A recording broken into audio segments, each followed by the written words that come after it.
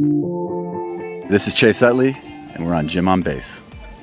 Welcome back to another episode of the Jim on Base Show. We're here at Tahoe, Edgewood with the great Chase Utley. And Chase, it's good to see you out here. How's it going?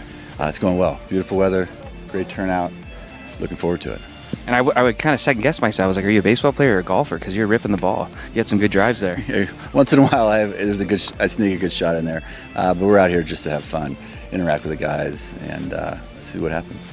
And speaking of interacting with the guys, I imagine you make some good friendships, right? Because I think I saw maybe a year or so ago, I know Nick Jonas was here, and then I saw you at like a Nick Jonas concert. So you can make some cool relationships, right? Yeah, I mean, these are the best of the best in the sporting industry and in the celebrity world. And it's good to just pick their brain and talk to them. And there's a lot of similarities and commonalities with each other. So yeah, it's fun to meet some guys you've never met before. And another guy too, Philadelphia guy, Rob McElhenney. He's going to be here. I think I saw you and like Shane Victorino went to Scotland recently, so that must have been a cool trip. Did you go to? Yeah, you've done your homework. St. Andrews, maybe, or? Yeah, we a few of us, Shane Victorino, Jimmy Rollins, Ryan Howard, Rob, a few other guys went up to St. Andrews about a month ago and played 3 or 4 rounds and had a blast. Weather was perfect. If you haven't done that trip yet, you have to do it. I highly recommend it. And I know you had Kashmir, right, from Led Zeppelin as your song when you played. So who are some of your favorite bands, and who was your very first concert? Ooh, great question. Obviously, a fan of Led Zeppelin. I grew up in Long Beach. Snoop Dogg was coming out a lot of radio speakers. First concert, I think I went with my dad. It might have been like a Jackson Browne concert when I was younger. But yeah, I do enjoy music. I'm seeing Rolling Stones next week, so I'm pumped for that. Fantastic. That'll be great. So that's a bucket list. Got to check that one. Yeah. And I prepped you before we started. I like asking guys when they have World Series rings or Super Bowl rings. What do you do with yours? Is it on lockdown, or how do you handle it? I wish I had a good answer for you. To be honest with you, I hide it in my sock drawer. Oh, okay. Yeah. It's not behind lock and key. It's in the back of my sock drawer. I don't wear it very often. Once in a while, but not too often.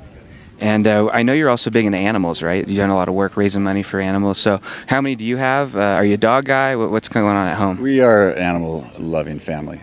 We currently have no animals. We moved to London a couple years ago and decided let's hold off on the animals with as much travel that we're doing. In about a year or so, we'll be back in the States, and I would imagine we're going to have a few dogs, cats, you name it. We're going to have a few of everything. I love London. I was there recently, and have you ever been to Ronnie Scott's? It's the old jazz club. It's in Soho. I have not been to Ronnie Scott's, but now it's on my list. Yeah.